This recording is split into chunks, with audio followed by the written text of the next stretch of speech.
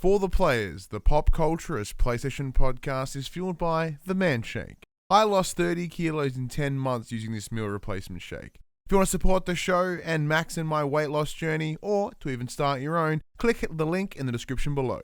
The Man Shake. Real blokes, real results. For the Players.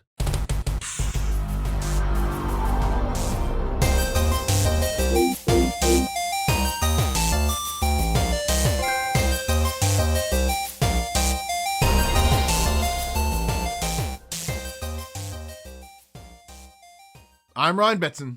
I'm Max Cooper. And this is For the Players, the pop culturist PlayStation podcast. Over 40 years of playing PlayStation, 8+ years that games media combined. I'd like to thank you for joining us in this PlayStation conversation. This PlayStation conversation happens every Monday morning at 8 a.m. on podcast services, including Spotify and Apple Podcasts, and 9 a.m. on those YouTubes.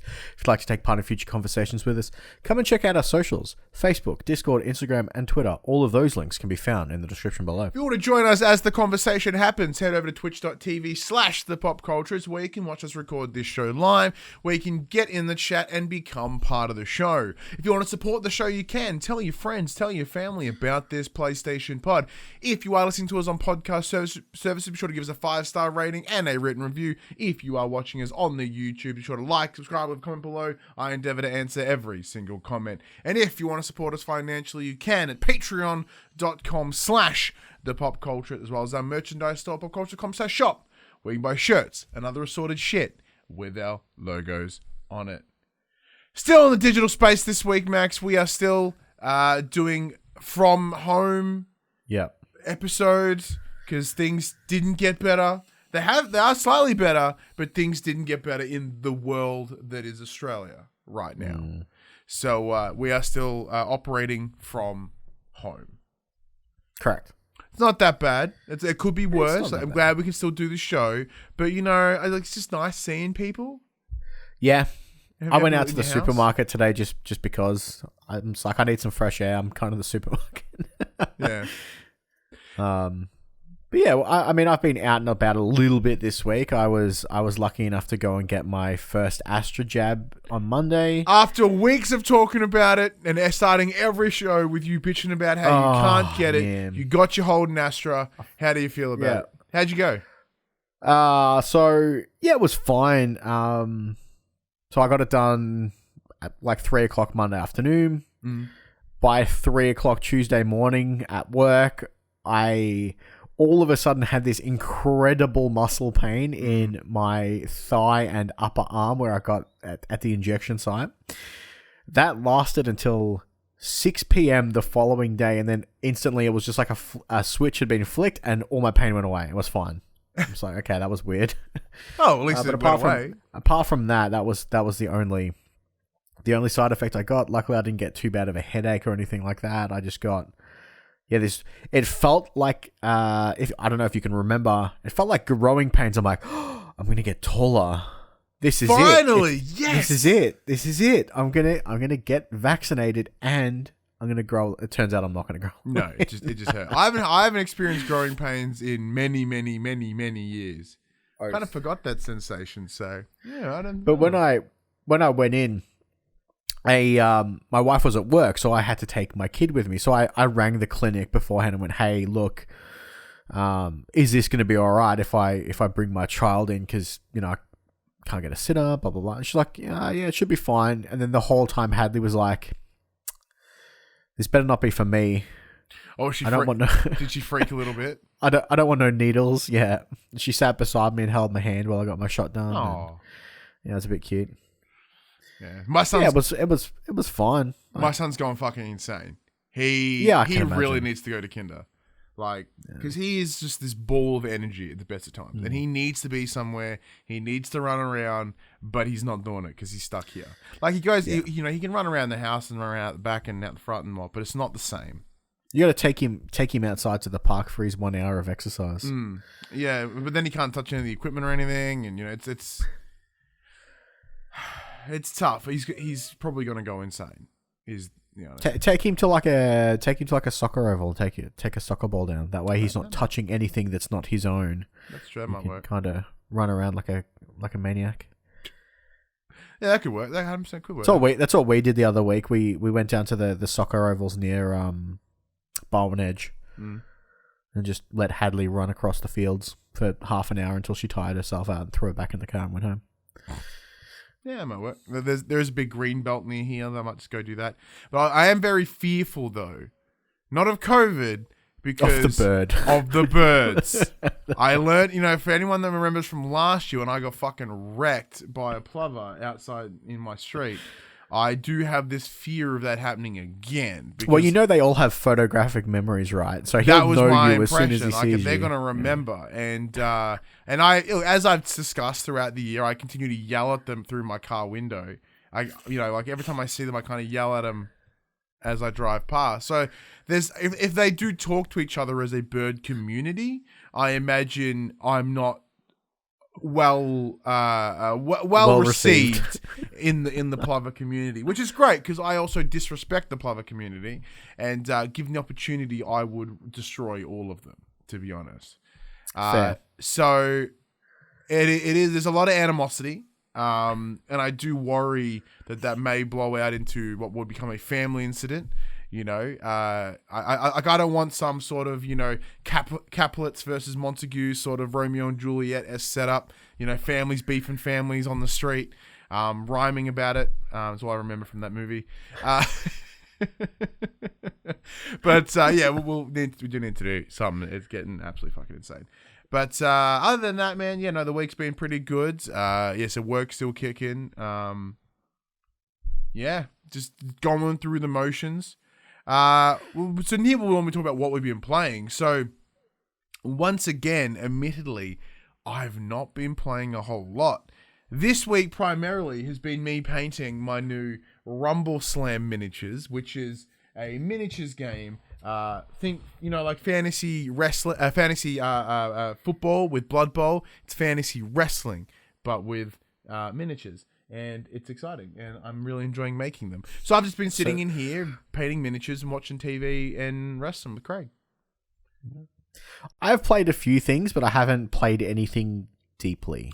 Yeah, so I am playing one title though, and I know you have as well. We can't talk about it yet, but we have been playing that, and that's cool. But there is another one that you've been playing, but you said you've only touched the surface level. So yeah.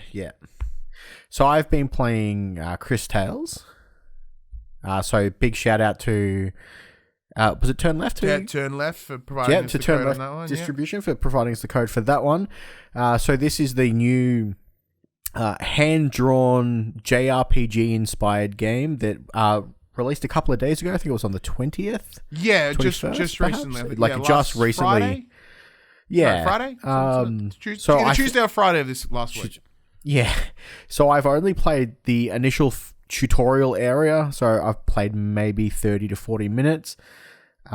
Graphically, the game is delightful. It's this hand-drawn picture, like pop-up picture book art aesthetic that really works well. It's kind of this 2.5D game. So although you're playing it as on a 2D plane, you still have that freedom of the eight axis movement of like backwards deeper into the background, and you can come forward to the foreground to move up and down kind of as you traverse the world. The combat is that old school style turn-based JRPG with a little bit of a mix-up of instead of all the enemies spawning on one side and you spawning on the other side of the screen, you seem to appear in the middle, and enemies can spawn all around you, and you pick a direction to attack in before you, as opposed to picking a lane, like because they're normally we're turn-based. I think I always see them as lanes, right? So it's like yeah, similar to that. But again, I'm not very deep, so you play as the title character, Crisbell, and you seem to be an orphan with some form of magical power that makes you unique in this RPG world. But that's as far as I've gotten so far. I haven't had a chance to dive deep into it. I know it is one of those. It's not quite as lengthy as the big JRPGs. I think this sits at around 20 to 25 hours. Beautiful. So I'm very, very early on. I am looking forward to diving back in. This week's just kind of been eh. I've been I've been so exhausted this week, so I haven't played much. The other thing that I've been playing a little bit of is the new Amazon MMO New World. The beta's running for the next week before its launch at the end of August. I played the beta for this back in August of last year. No one was happy with it, so they kind of took it down. They're like, we're not launching it this year. We're going to rework everything. And then we're going to dive back into it next year. So the beta's running now. They've made heaps of improvements. It seems way more stable. They've changed a lot of the character models. And it's looking promising. It plays a little bit like Elder Scrolls Online, as opposed to your more traditional like World of Warcraft or Final Fantasy Online, which is a nice change of pace. And other than that, I have been playing nothing. Yeah, it is weird, like, because I thought that I'd be probably playing a bit more. You know, like I said, I have been playing one game that I can't really discuss. Even then, I've only, similar to yourself, I've touched that incredibly surface level, right? Like, very minimal. It's just, yeah, my week has just been other things. It's just been watching shit and hanging out and just... Yeah, despite the fact that we're in lockdown, I mean, you're still working, I'm still working, and it's just, you know, my wife's still working as well because she has the ability to work from home. It's just... Things are still busy. Yeah, and it's just this kind of, you know what I mean? Like, it's just this weird motivation to not really, like, you know, go nuts, which is kind of fun. As we say at the start of every show, we are live on Twitch, and we have the Puck finally returned after a couple of weeks away.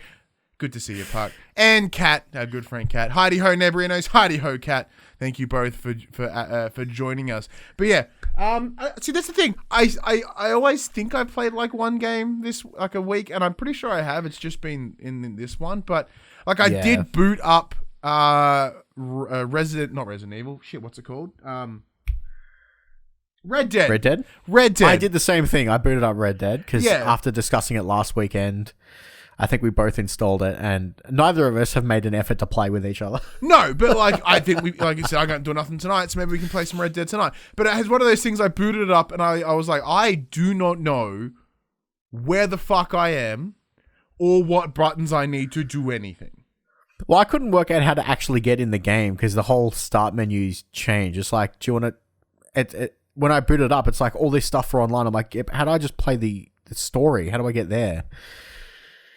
I got there in the end, but... And then I looked around, I'm like, I don't remember this place at all. I don't know what I'm doing. I don't know where I am. I can't see anything. For some reason, it was really dark. I'm just like... Look, admittedly, I just kind of had a realization. I have been playing games, not my games though, playing my son's games. He and I were playing Marvel's Lego Superheroes this morning, so we did a run through it. We've been running through that. I think he's rolled credits on Donut County about 6 times this week.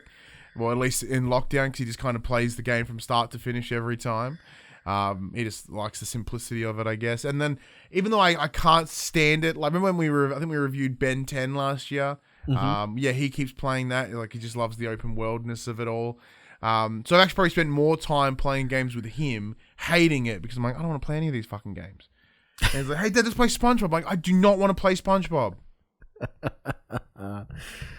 Yeah. And that's pretty much the scenario that we're at. But that's all right.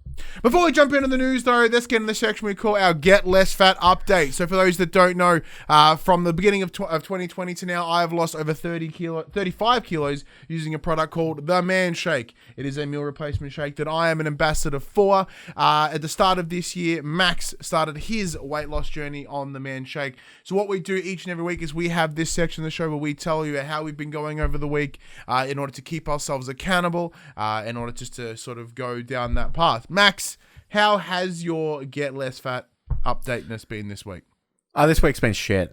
My mood has plummeted because of lockdown. I'm just like, I basically went into this fuck everything thing, and I have not had a single shake this week. Oh, that's all right. In saying that, I also haven't been eating crap all week, but I definitely haven't lost anything this week. Yeah.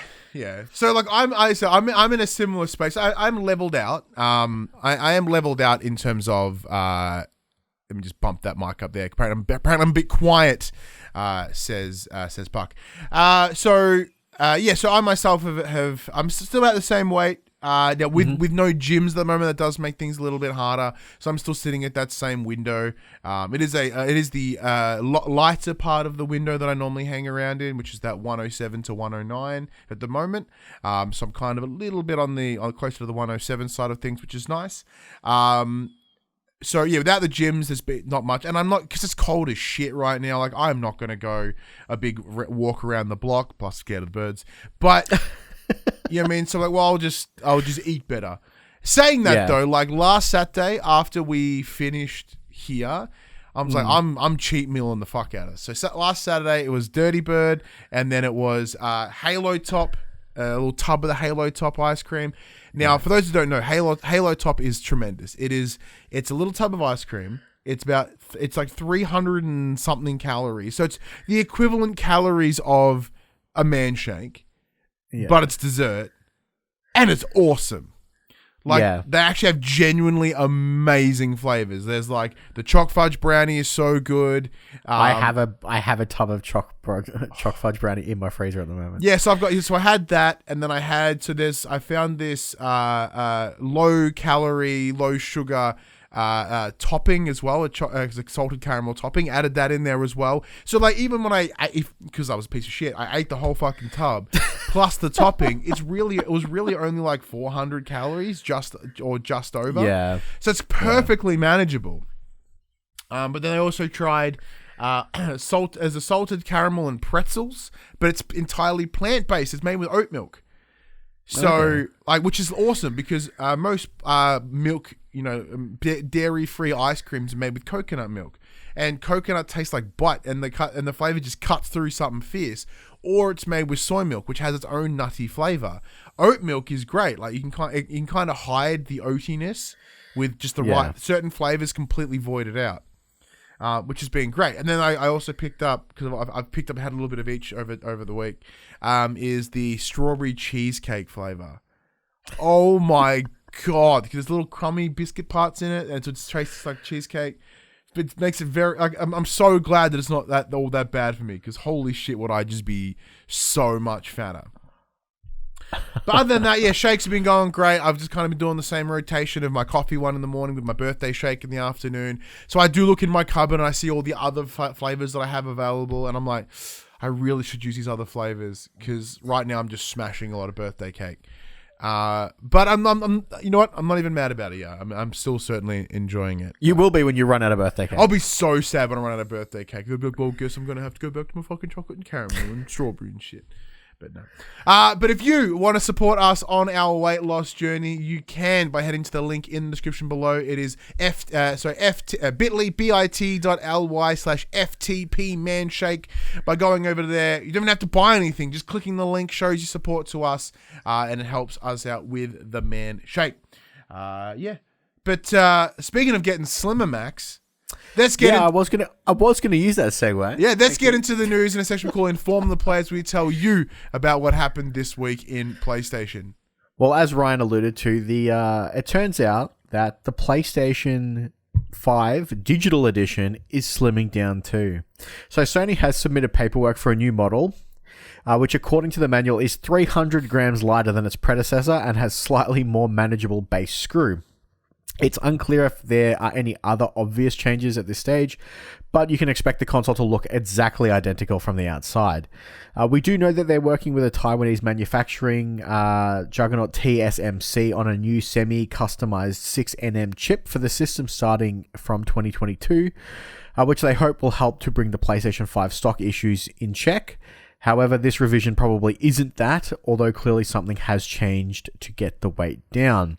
With regards to the base screw, all they've done is switch it to a thumb screw, which should be easier to use. You won't have to find a screwdriver like we did when we got our PlayStation 5s. That's not too bad. Look, this is good news. Obviously, the fact that it's getting slimmer and stuff is great because the console is ginormous. But even more of, like, they said, I remember they're reporting on the 6nm chip a while back, because the standard one within the oldish model, quote unquote, was a 7nm, very small, but that does allow for at least some minor production Cost reduction, which means they can, in theory, produce more, which hopefully leads to more availability. And having it go over to Taiwan is that same benefit as well. Like if Foxconn, I believe, where they build them from, if that place is just flat the fuck out with everything else, build them in 2 locations. If there's really no difference in the end product, do it. Just to get more out there, and like, sweet. Next up, we have some new offers on the PlayStation 5. If you own a PS5 and are interested in Apple TV Plus at all, you're in for a treat. From now until the 22nd of July 2022, you can download the Apple TV Plus application through your PlayStation 5 and activate the offer for 6 months of the service for free. So if there's any Ted Lasso fans out there who don't want to... I've heard so much good shit about Ted Lasso. It is fantastic. All right, it is fantastic. I'm gonna have to take this off. You get 6 months. You get 6 months for free. At the end of the 6 month, you can cancel the subscription, or you can keep it going with whatever their monthly cost is. Because, like, I know also on there as well is Mythic Quest, which is the Rob McElhenney, Ubisoft supported, I believe, series, which I've seen the first season of, not through Apple Plus, but I did really, really enjoy it. So I know there's a new season. I think they've just done a second season. I think there's a third season coming. I think they've just done a second season. So that might be a great way to see both those things. I don't know what else Apple TV offers, if there is anything, but... And lastly, sticking to the TV space, we have some more casting roles for Last of Us, the HBO series. Anna Torv from Fringe and Mindhunters will join the cast, playing the role of Tess. Torv is listed as a, quote, recurring guest star. Mad. So we're slowly starting this, because I know they're actively filming right now. So it's obviously they're like, well, we'll announce this role while we're filming, because if this person rocks up on set, we're going to be able to explain. They don't have to like worry about explaining why. Plus, having Tess involved isn't a major story spoiler. It actually makes a lot of sense to have Tess involved. So to me, that's a big old thumbs up. Are you feeling hopeful about the Last of Us series? At the beginning, I wasn't. I think now with what they're doing, it could work. I obviously I always hope that something like this succeeds, because there's so much. It's really hard to translate video games into a non-interactive medium like TV and movies, and it hasn't been done well in the past. And I always hope that it does. So fingers crossed that they can pull this off. Yeah, so I am feeling more hopeful about it than I have been. I think their casting choices have been pretty on point so far. So that that's just one good. That's one point in the pro column, I guess.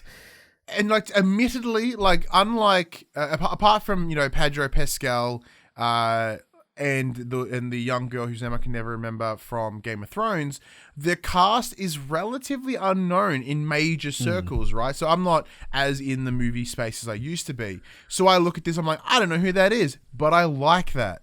Because it's the problem that we're having is if I look over at the Uncharted film, what bums me out is Mark Wahlberg as Sully. I'm like, that's novelty casting. You're casting because he's a name, right?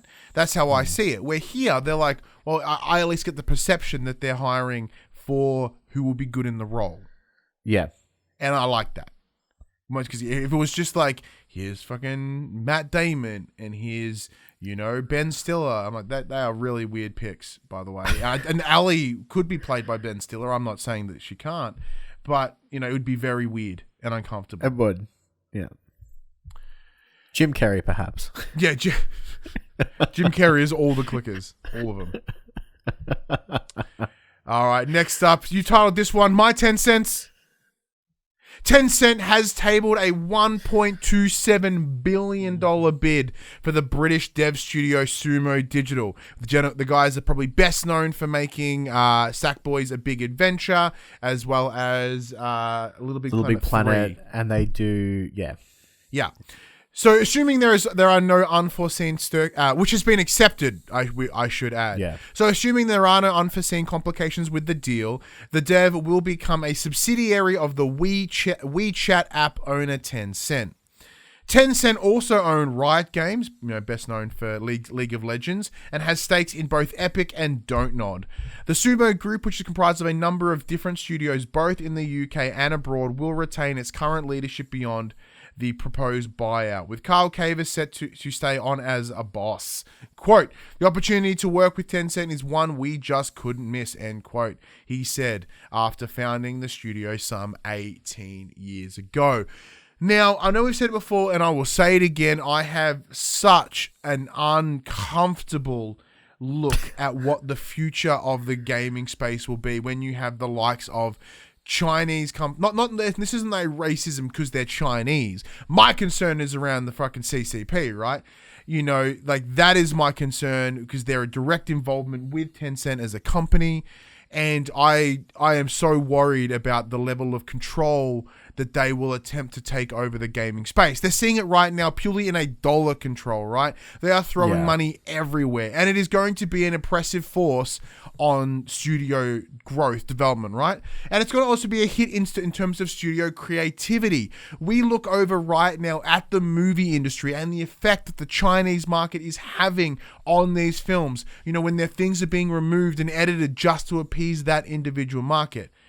Like, games have been great at having some sort of relative free expression, right? Depending on where you go. Obviously, some have, you know, we look at certain franchises that like clearly are made under a publisher that's just wanting to churn them out and don't really have something to say. But with these purchases, I do worry about the creative future because that pressure is pressure. You know, Tencent don't even have to say anything. Just their mere presence will make people reconsider what they touch upon, what words they use, what stories they want to tell. What's that game recently that had a bunch of shit reworded in it and they haven't even connected to Tencent? Like, all reference to Taiwan were removed. Oh, shit, what was the game? That's gone. But either way, like, that to me is a massive, massive concern. Yeah.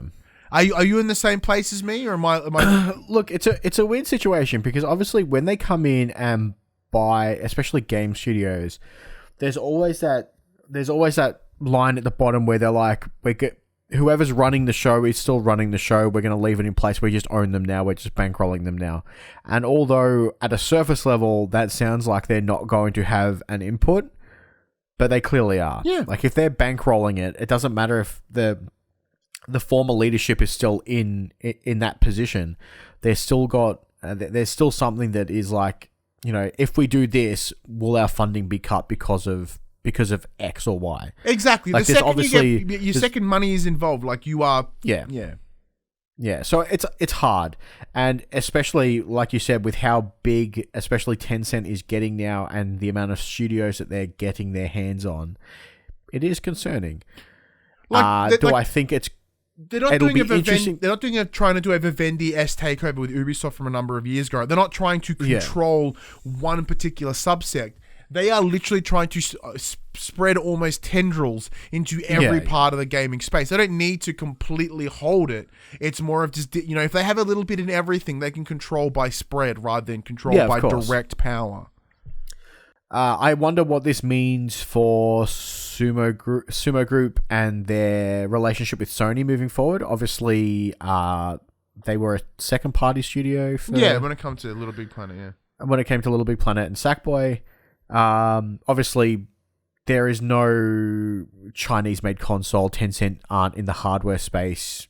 In that sense, do you think it'll make a difference to... Do you think changes will be made between their relationship with Sony in the future, now that they're owned by Tencent? Well, I kind of don't think so. I mean that in terms of if they can still deliver the Sackboy games the way that Sony want them to, it wouldn't hurt them to do so. But seeing is like, I'm sure they could find another party to work on Sackboy, right? All the basis stuff is there. Like they never owned the IP; they were just the studio that Sony were working with, right? And the only reason that they were, I presumably got assisted when it came to doing it again with Sackboy's Big Adventure is because they know the product. They can very easily pass it on to somebody else if there is some sort of issue there. Now, we know that Sony hasn't got an issue with working within the Chinese market because the likes of Fist, and I think last week even Jim Ryan had interviews with Chinese publications, right? So it's not as if they're afraid to work in that space. So it's very possible that they may still want to work with Sumo Digital if they want to work on it. But we'll have to wait and see on that one. But in the chat, Shane from Magic Cast says, as I mentioned last week, I kindly guested. So they kindly invited me to guest on the show, the Question Box, which was an absolute blast. Stunned me completely. It was brilliant. He says, I think things will remain the same operationally for Sumo. Tencent just want their fingers in all the pies. Hot. They go where value is and growing, so they'll let Sumo manage themselves, which they'll be doing successfully. Very true, but like that does line up with what you were saying, Max, and it lines up kind of with what I was saying as well. Yeah. But for me, it is that concern of that overarching power that comes with that. Like you don't need, like you said, you can be an operational threat, operational control by not physically getting in the operations. Yeah, they can just stand out next to it like this. And anytime they try to do operations, you look over and you just see that looming, like metaphorical looming figure. You are going to reconsider how you work. Yeah, of course. And that is the real. And I believe that's the real concern here. But we'll wait and see. Like I said, it is very doom and gloom of me, but I think it is a very understandable doom and gloom on my part. It's not me being cynical for the sake of being cynical. I just worry about that creative side of it, I guess. Yeah. All right, Ryan, let's talk EA Play Live. So EA Play Live happened Friday morning for those of us here in Australia at 3 a.m. First up, we had Grid Legends. So Codemasters, unveiled their... Pardon? Cardmasters. yeah, can tell what's on my... Codemasters unveiled its first game since being acquired by EA. This game is due to release in 2022, so much similar to their previous foray into racing games. It's very much another what looks to be a sim racing game. The difference here is there seems to be some live action story beats happening throughout the game, which is pretty cool. And there are now mixed class races. So you can have Formula 1 cars racing against muscle cars and street cars. There was, in one of the trailers, someone was driving what appeared to be a massive truck and ramming a Formula 1 car off the road. So it might not be the pure sim that they have done in the past. It may be a little bit more arcadey, which definitely makes me more intrigued about it. Yeah. I prefer the more arcadey sims to those heavy simulation races, purely because I just don't understand how they work, and I'm very, very bad at them. Game looks great. It's what they're known for. It's nice to see that they're still doing what they do best. I'm with you. Like the reason I liked Project Cars 3 last year was because it was this weird mix between sim and arcade. Yeah. And I really loved it for that because I am not a car guy. I don't know what would give it away, but I don't know anything about cars. So the idea of a sim level understanding of this game, I'd be like, I'm fucking out. But that's why I love Need for Speed so much, because it was that arcadey version. And like, even though like, hey, here are real world parts, here are real world companies, here are real world, I don't know, fucking gear shafts, I don't know. Like, but it's very simplified and it just works. And, it does have that Need for Speed energy with this potential FMV-esque storyline. Storylines in racing games are always shitty. So I hope this is better. Puck can confirm that a gear thing is an accurate term in the car space. But, so I'm my expectations are there. Like, okay, welcome to Top Gear Down Under. Yeah. I did try that once and it didn't go well. So funny that. Yeah, we wouldn't do it any better, I guarantee. Next up, we had Battlefield Portal, which may have single-handedly convinced me to buy this game at launch. So Battlefield Portal is a new sandbox Battlefield mode, but more important, it's bringing 6 iconic maps back from Battlefield 1942, Battlefield 3, and Battlefield Bad Company 2, all to Battlefield 2042. Bad Company 2! So they showed off, it's kind of like, the easiest way to explain it is kind of like the, I think it was Forge in Halo, where you could kind of drop in your own They strictly said that it wasn't a map editor, but you could create game modes inside the maps. So they showed off a few of the ones that were pre-made that will be available at launch. So they did knives versus defibrillators.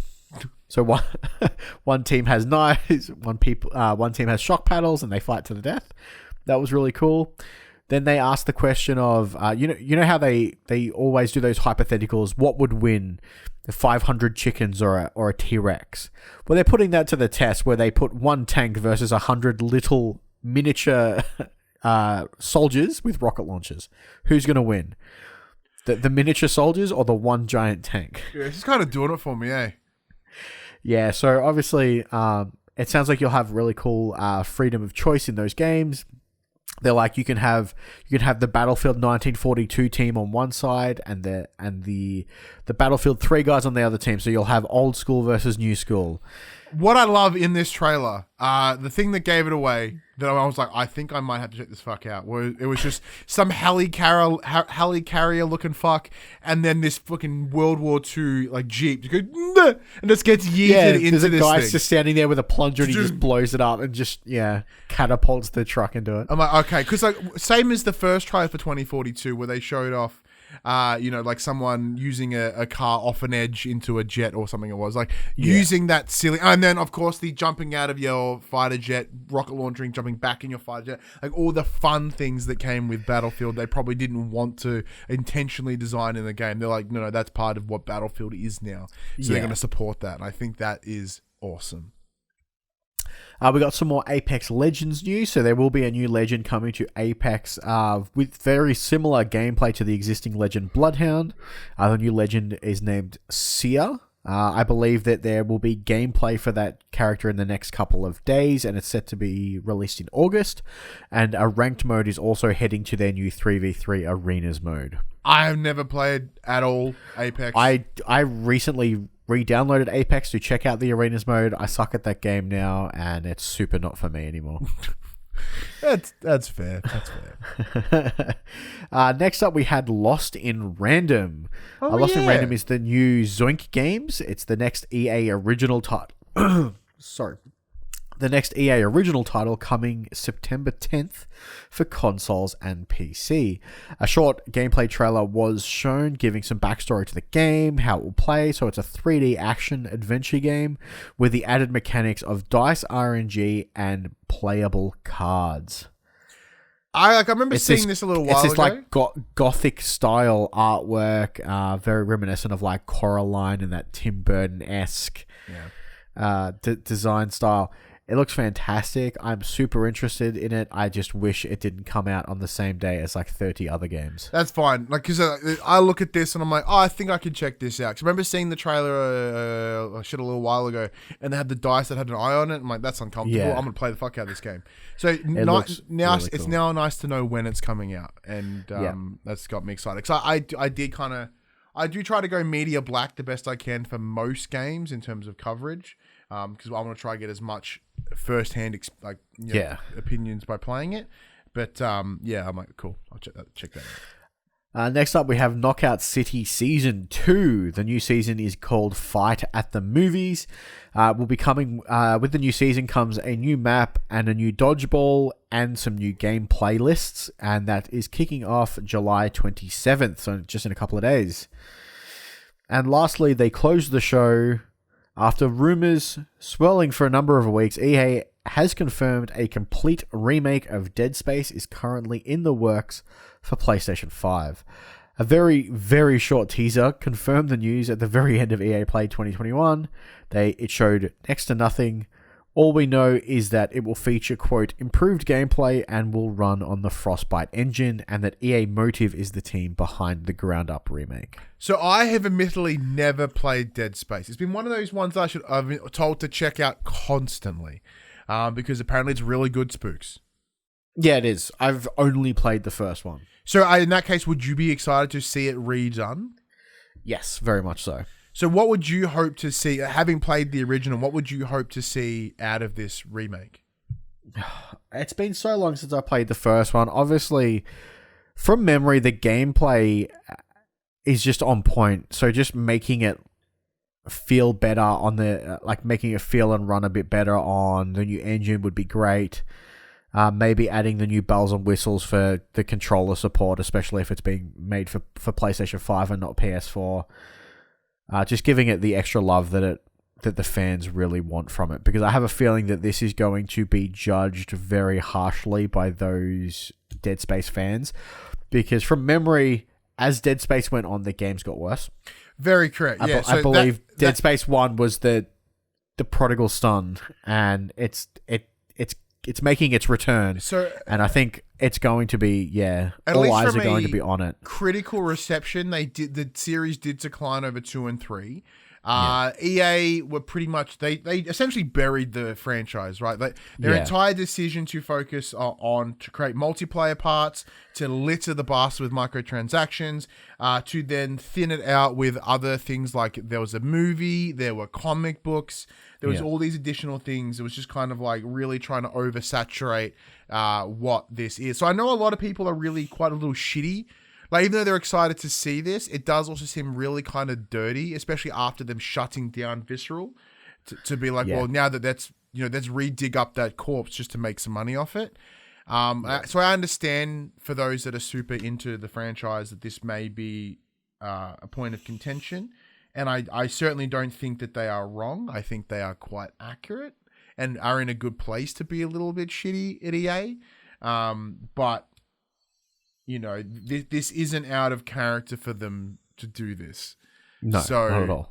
Yeah, and it's a tough one, but it does worry me in a number of other ways. But like, I'm excited personally because I would love to play it, having never played it. Like if it's the better version, it would be a great way to experience it for the first time. Because I know the game is very dark.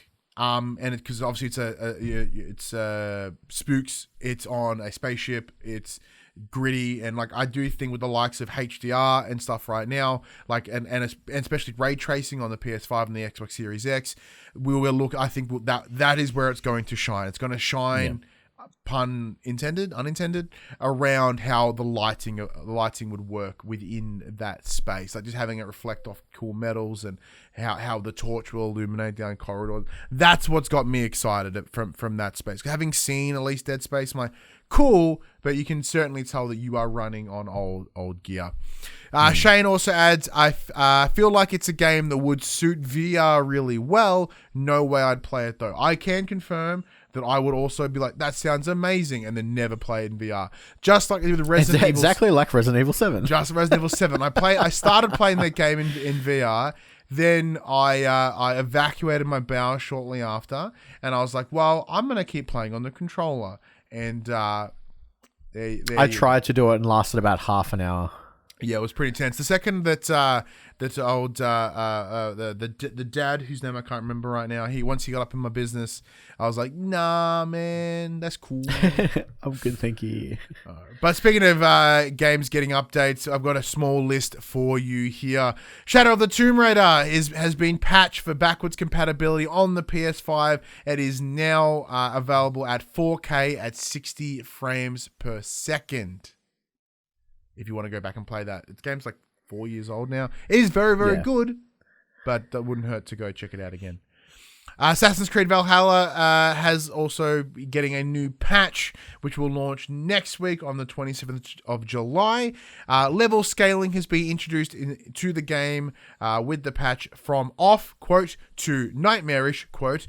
So you can choose the level of scaling for the territory and enemies to provide a more balanced or more challenging experience, depending on how much longer you want to play the game, I guess. Genshin Impact has teamed up with Guerrilla as they are proud to announce that everyone's favorite machine hunter, Aloy, will join Genshin Impact for a limited time. She'll be joining the roster of heroes for essentially a handful of experience, a small period of time. I having never played Genshin Impact, but also being a sucker for Sony properties, I did get the pull towards it in the same way that Fortnite was like, here's Aloy, here's Kratos. I'm like, I might play Fortnite. And then I'm looking at this, I'm like, do I want Like, do I need Aloy in Genshin Impact? No. I've never No, played you don't. Genshin Impact. It looks Don't weeby do as it. heck crap, Don't do so it. I don't think it's within my Have you seen the wheelhouse. character model for Aloy that they're going to use? A little bit, and it's like cheesy-ish. I'm like, I'm sure about it. Yeah. Yeah. I'm But- not going back into it. No. All right. Well, things are about to take a darker turn, ladies and gentlemen. We're gonna talk something actually quite uncomfortable. So just letting you all know. But Max, let's get into what is the grossest news story to come out of this week. Yeah, so let's talk about the Activision Blizzard lawsuit. So Activision Blizzard, the publisher of franchises like Call of Duty and Overwatch, is currently being sued over incidents of discrimination and misconduct in the workplace, with claims that the company oversees a, quote, frat-boy culture. The 29-page filing, as reported by Bloomberg Law, speaks of various instances of misconduct, including the, quote, sexual harassment of female employees. The lawsuit has been tabled by the California Department of Fair Employment and Housing. That is a state organization tasked with, quote, investigating and prosecuting civil rights and actions. And it alleges of a, quote, pervasive frat boy workplace culture and cites a number of troubling examples. It alleges that women have to, quote, continually fend off unwanted sexual comments and advances by their male co-workers and supervisors, and also alludes to instances of, quote, groping. Some of the examples get increasingly disturbing, such as one known as the, quote, cube crawl, in which, quote, male employees drink copious amounts of alcohol as they crawl their way through various cubicles in the office and often engage in inappropriate behavior towards their female employees. The lawsuit goes on with more alarming allegations, including examples of gender and race discrimination, demeaning behavior, and much more. It adds that while complaints were made internally at the company, including directly to Blizzard boss J. Allen Brack, the, quote, defendants failed to take effective remedial measures in response to those complaints. The California Department of Fair Employment and Housing is demanding a trial by jury.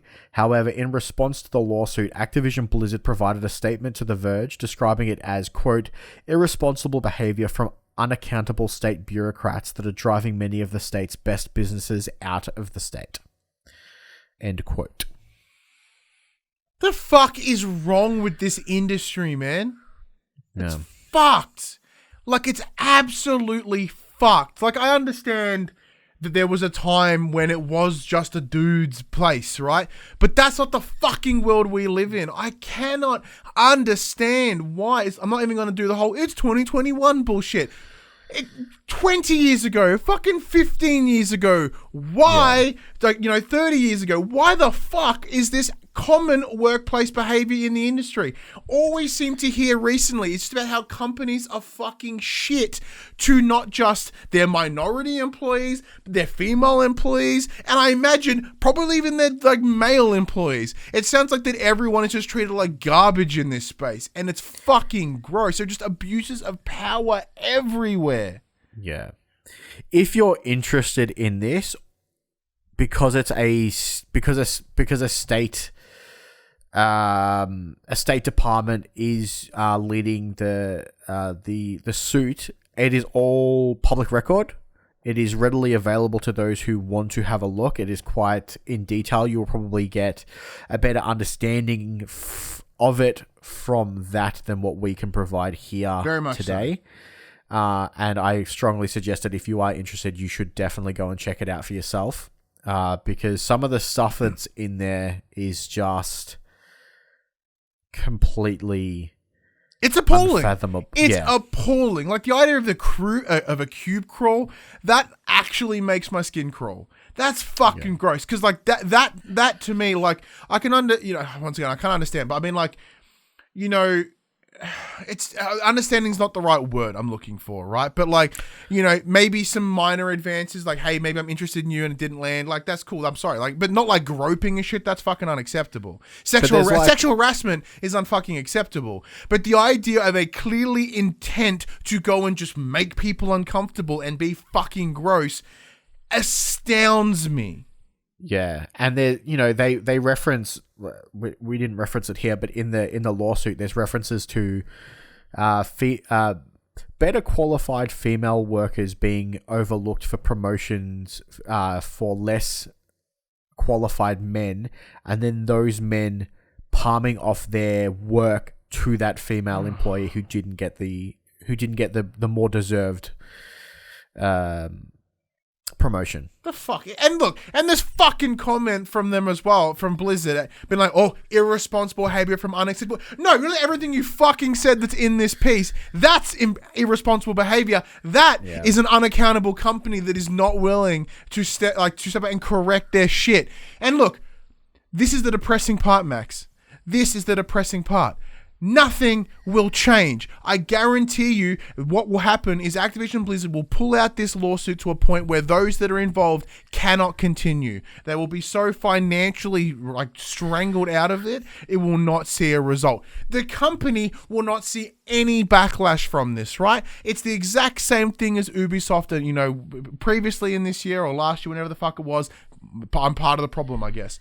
Like when they were called out to have literal, sexual assault and unwanted sexual, advances. Like I hate you. I don't want to use the word, but like the R word. You know what I mean? Like these are straight unwanted sexual acts on on staff, right? And it is abhorrent. But people have forgotten because Far Cry 6 is coming out. Or, there's all these things. Like, they have changed the message. You got to remember, this is the same company that acted the way they did when it came to, was it BlizzCon? And their responses around Hong Kong. Like, they buried that, blatant, disgusting controversy around the announcement of Diablo 4. Yep. They buried it. And I guarantee you they will do the exact same thing here. Give it 2 weeks, give it 3 weeks when they announce the next Call of Duty or when Diablo 2 Remake comes out in September. They will literally, all of this will probably be forgotten by the main media. I'm not shitting. Actually, no, I am going to shit on the fucking main media. They will sit here and they'll discuss about, the Israeli-Palestinian that is genuine fucking horrible what's going on over there as well. But the standard press will pick and choose the things that they defend. Then they will backstep on it when the convenience is of, hey, this new game's coming out and this is how we're going to respond. I have such an issue with that. And don't get me wrong, we will probably be part of that hypocrisy. And we'll talk about the next Call of Duty that's coming out, right? And I understand how I'm sitting here on my high horse, but my high horse has weak legs, because I will fall off it at any given time. But it's fucked. It is absolutely fucked. And once again, when that Call of Duty comes out, when that next WoW expansion comes out, everyone will forget.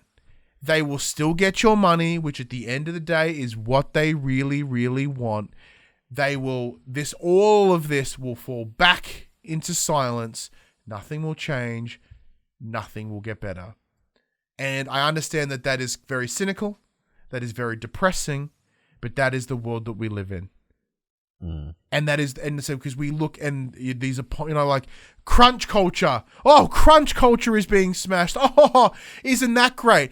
Cool. That is great. The crunch culture is being handled. But what about people being fucking sexually assaulted in the workplace? Someone working slightly more, if you want to look at scales of intensity, someone being groped and being essentially sought out in a workplace to be assaulted is way more worse than someone working a handful more hours or working more. Because to make matters worse, you're working more in a business in an environment that does this. Fixing crunch is fixing a result, a result, but not fixing a behavior, not fixing a grander problem within the space. You're fucked. You're fucked. Max, do you have anything to say? No, like I alluded to before, I don't think I'm qualified enough to speak on this. I'm just going to reiterate, if you are at all interested in what's going on, check it out. It is very easily found online. Yeah, look, everything I've said is not a fucking factual. It's all based in feelings, and the feeling of disgust is pretty much where I'm at when I look at it. As I said, I look at it, I'm just like, what the fuck is all of this? It's fucking gross. You know what I mean? And it said, nothing will change. People will still buy their games. Well, I don't have any intention to buy them anyway, but I'm not going to stand here and make this fucking sense of I will never buy an Activision Blizzard game because I honestly don't know whether I can keep that. Right? Yeah. Like, that's not me like going against everything that I've just said. It's like, cool, but it's this. It's a weird line to draw in the sand. It is, and like it is the line that will break them. That decision is what will kill them. If you say I am not buying this game, and you as one person really doesn't have a ripple effect. But if everyone just suddenly, I think as Mudaha from Some Ordinary Gamers put on Twitter, like if everyone just deletes Warzone, yeah, they'll learn pretty quick, but that ain't gonna happen. Because the only people that really know about this problem, people that really know and or care about this problem, are people that are in the industry, that are in that scenario. The average person will not know about this. The average person can still continue to buy this. It's a problem. Anyway, QUICKBITS, Max. As Puck says in the chat, and now the weather. According to the VenturePete report, Dragon Age 4 is on track for a 2023 release.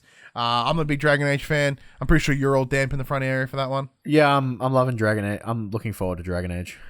But this bit of news I'm sure got you kind of all excited. The Tokyo Olympic Games opening ceremony was overnight from the day that we were recording, and it was littered with video game music from various series, including Final Fantasy, Nier, Kingdom Hearts, Dragon Quest, all the weeby hearts across the world. I think there was a Sonic the Hedgehog level background music in there. It's so typical of them. Yeah, like obviously it's a big part of their culture. It makes sense. Kind of cool.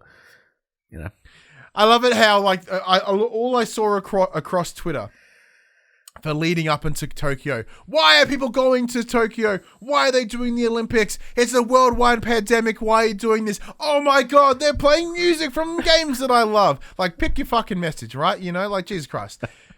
Having someone that's not like, I love the novelty of this though. I'm like, that's cool because it is showing that at least game music can be seen on a grand world stage like that as an actual impressive piece of music. That I really like. But it's interesting. Raphael Lacoste and Ubisoft art director has left the company after 16 years and has joined the new Haven Studios. That's the one by Jade Raymond that is working in a second party capacity with PlayStation. Makes sense. Jade Raymond, her history within Ubisoft, she's probably going to be pulling for people that she knows. Ghost of Tsushima Director's Cut Iki Island expansion has got a story trailer. Will be getting it did get a story trailer early this week. Yeah. Did you watch it? No, not yet. Me either. I'm just going to wait and play it. Like I said, I do need to go back to Ghost of Tsushima, and I probably will. I don't know, but I didn't really enjoy it the first time. Wait and see. I love this bit of news, by the way. Soccer game PES Pro Evolution Soccer has been renamed to just eFootball and will now become a free-to-play title with a new engine and new game modes. This is what the future of these live service models need to be. This is what FIFA should be. It should be called FIFA. And then it's free to play. You buy your microtransactions. You buy your roster updates every year. That's what it should be. I mean, FIFA makes enough money just on selling those stupid Legends cards for their Ultimate Football team that they could get away with going to a free-to-play model like this. But if they can get your extra $100 on top of that... Yeah. Look, Pro Evo are doing this to survive in the space. I know you were talking about the other day. This is their move to not drown. I think so. I think it's the right choice, and I think we've mentioned it quite a few times in the past that these annualized games should really turn into a live service model where you pay for your roster updates at the end of each year, or you can sell it as a season pass, and a literal season, the literal upcoming gaming football season. There you go. That's it. So it makes sense. Exciting to see that they're getting a new engine. I wonder if this will help them compete in that space because obviously your two soccer games or football games have been FIFA or PES, and PES has always fallen short of that big branded FIFA game. So hopefully this will, give FIFA a bit more run for its money, and hopefully, competition creates innovation, and hopefully both of these games will grow from it. I do think that FIFA will win out in the end, but I also think that. But I'd be very curious to see what the uptake in PES numbers, as like once they shift that and go boop, and they just start, and if they get enough hit and enough love, curious on whether FIFA start taking notice. Ubisoft announced this week Tom Clancy's XDefiant, a new 6v6 free-to-play arena shooter, and the crowds, they were mild. They were not all that stoked on this one. Did it do it for you? Rubbish. Yeah, it does not. Not Doesn't look good. Great. Doesn't look good. Final Fantasy Pixel Remaster could come to consoles if there is demand, says Square Enix. I'm sorry, Square Enix, are you aware of everyone and the internet? Like, fuck. There's currently only released on PC and mobile. What do you... the fuck? What? The fuck? Yeah, that's pretty much the general consensus online. It's like, obviously everyone wants it on their consoles. Please, not just PC and mobile. Yeah, fuck.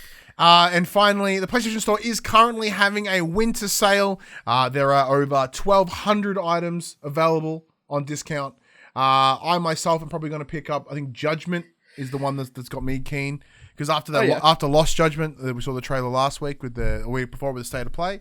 I'm like, ooh, you kind of look good. And it's like $30. And I'm like, that's pretty mad. Nice. There's a lot of good sales on this. This is a big, Q3 sale. And it's chunky boy. I should just go check it out. Chunky boy. The top 10 best-selling PlayStation 4 games for the week ending the 18th of July. Number 10, we have Red Dead Redemption 2. Number 9, Last of Us Remastered. Number 8, Call of Duty Cold War. Number 7, Gran Turismo Sport.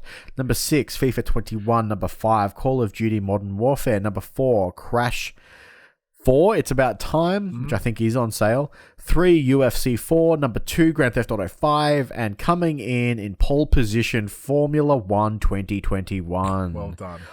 Which has had its ray tracing removed from the PlayStation 5 title due to bugs. Rad. Apparently the stability is really awkward with ray tracing on, so they've turned it off for now. So I should mention as well, friend of the show and previous guest, Buddy Watson, has written a review over at Well Played. If you want to go check that out. It's probably the only person I know that's actually reviewed the title, because a lot of the circles that I run with, they don't play car racing games. I didn't even know he liked them, so I was like, mad.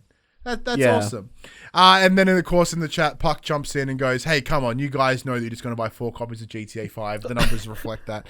That is true. I'll buy it on 4 separate accounts just to go and cheat and spam people's with it.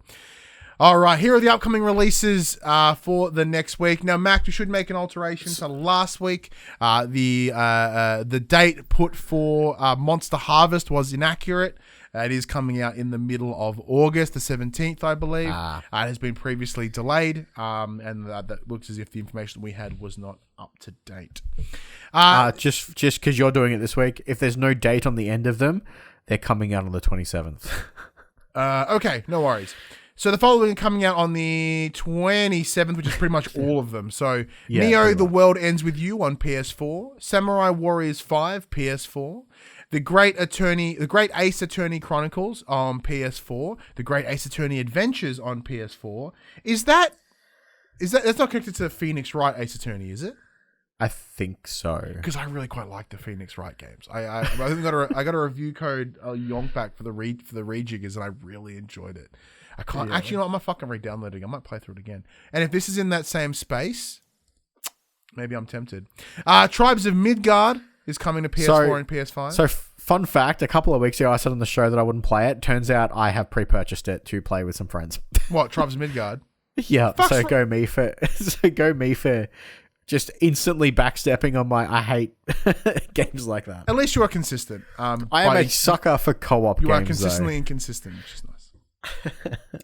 Clone Drone in the Danger Zone on PS4, Elder Souls Eldest Souls, that's confusing, PS4 and PS5, Darius Burst ACEX Plus on PS4, Wins and Leaves on PSVR, and Synth Riders on PSVR. Oh, fuck, there's more. Dude, ever since Kumquat gave us this list, we previously went from there are no games to there are so many fucking games. The Forgotten City is coming to PS4 and PS5 on the 28th of July. Endo Crisis on PS4 on the 28th of July. Blaster Master 03 on PS4 on the 29th of July.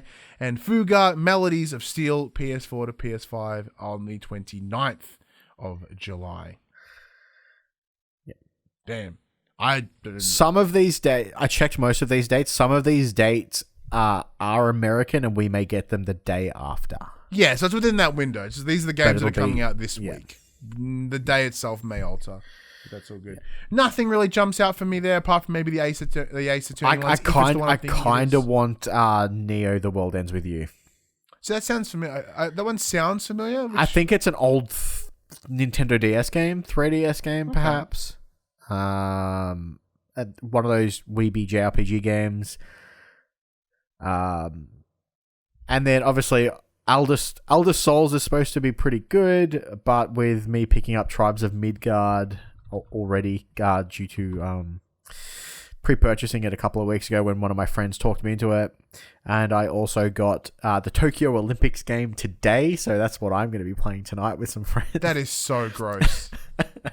I literally just made my avatar before I got on. Ugh.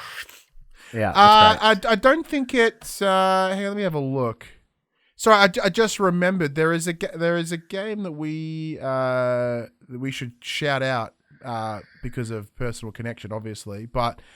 On the 28th of July as well, Rainbite's Trigger Witch is also available. Yes. Big shout out to that game because friend of the show and personal friend of mine, John O'Peck, is the writer. He is one of the other longest running guests on the show aside from Paul James. He has written it. So if you want to go support our friend, that's probably the best way to go do that. He's also a writer himself. He's written 2 books, the Maven series. Go check them out too as well. I'm very excited to see his work in the game space. I remember when I remember hearing about that he'd written a game. I was like, holy shit, dude, how the hell did you end up with that? Just not from like how did you do it? But I'm like, how did you do it? Like, how do you line yourself up with a studio? You know, because they made Reverie, and Reverie was incredibly well received. So I'm very, very excited to see how that comes together. So shout out to Jono, and shout out to Trigger Witch as well. I think that's everything. That is. It is. Well, thank you everybody for joining us. As always, thank you everyone that comes here on the Twitch to chat, and of course the downloads the show and gives us part of your time. Time is one of the most kindest and important things that we have, and if you share that with someone, that means the absolute world. So thank you for taking this hour and a half, however long this episode is, out of your week to spend it with us. We do truly, truly appreciate it. Thank you. Max, can't take too much more of their time. Send us home. Yeah, well, let's let them get back to their appointed lockdowns. Well, everyone, this PlayStation conversation happens every Monday morning at 8 a.m. on podcast services, including Spotify and Apple Podcasts, and 9 a.m. on those YouTubes. If you'd like to take part in future conversations with us, hopefully we'll be back in studio next week. Come and check out our socials: Facebook, Discord, Instagram, and Twitter. You can find all those links in the description below. If you want to join us as the conversation happens, you can by heading over to twitch.tv/thepopcultures, where you can watch us record this show live. Where you can jump in the chat and become part of the show. We love that interaction from our listener base, and apparently I've just buggered up the camera. Hang on, there we go. I clicked the button on the side of my mouse. Good on you, dickhead. Oh, hang on. This is why we need to be back in studio, ladies and gentlemen, because this Discord. Because Ryan can't push buttons properly. I'm just bad at buttons. But jump in the chat, become part of the show. We love having people involved in the chat, whether it be in the show, across the social medias. We can't thank you all enough. If you do want to support the show, you can. You can tell your friends, you can tell your family about this PlayStation pod. If you want to, if you are listening to us on your podcast service of choice, give us a 5-star rating and a written review. If you are on YouTube, be sure to give us a like, subscribe, leave a comment below. I endeavor to answer every single comment. And if you want to support us financially, you can at patreon.com/thepopculturist, as well as our merchandise, thepopculturist.com/shop, where you can buy shirts and other assorted shit with our logos on it. But until next week, I'm Ryan Betson. I'm Max Cooper. And that was For the Players. You.